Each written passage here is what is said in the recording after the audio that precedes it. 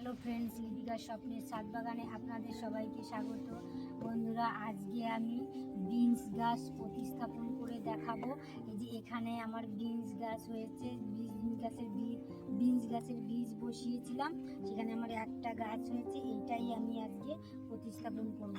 আর এখানটায় আমার এই যে এখানে কপি গাছ ছিল, ওই কপি গাছের এই পুরনো মাটি এখানটায় রেখেছি। এই মাটির সঙ্গে একটু আমি গোবর সার দিয়ে তারপরে এই গাছটা প্রতিস্থাপন করব। আর এই টবের নিচে একটু পুরনো মাটিও আছে, ওর উপরে আমি এই যে কিচেন ওয়েস্টটা শুকিয়ে রেখেছি, ওটা আমি দিয়ে দেবো। কিচেন ওয়েস্টটা শুকিয়ে রেখেছিলাম, ওটা দিয়ে দেবো। ওটা দিয়ে দিলে ডিকম্পোস্ট হবে, খাবারটাও পাবো।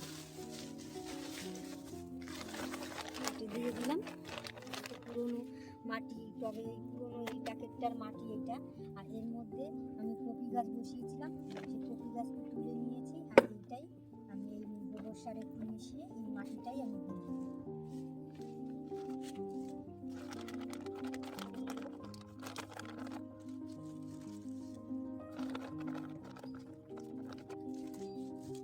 গাছটা এইভাবে বসিয়ে দিলে গাছটা হেলদি হবে, আর গাছটা তাড়াতাড়ি করে বাড়তেও শুরু করবে। আস্তে করে গাছটা তুলে নিলাম।